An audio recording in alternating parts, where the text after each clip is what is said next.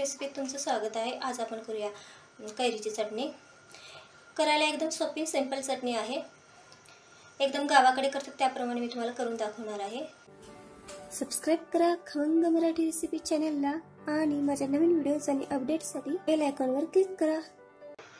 कैरीची चटणी करण्यासाठी लागणारे साहित्य: एक कैरी मीडियम साइज मध्ये घेतली होती, त्याला स्वच्छ धुतलं, त्याच्यावरली साल काढली आणि त्याला या साइज मध्ये कट करून घेतलेला आहे।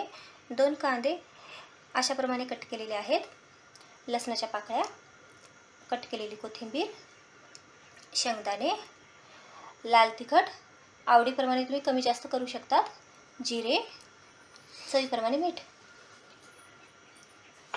मिक्सरचं भांडं घेते, मिक्सरचं भांडं घेतलंय, त्यात आपण कट केलेली कैरी टाकूया, कांदा,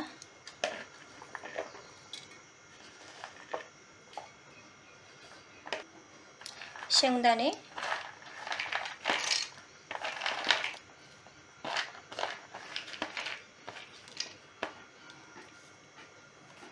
कोथिंबीर, लसूण, लाल तिखट,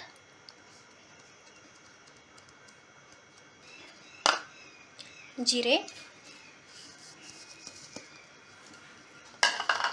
मीठ हे आपण मिक्सरमधून वाटून घेऊया। कैरीची चटणी मिक्सरमधून वाटून घेतलेली आहे। आता आपण या वाटीत काढून घेऊया।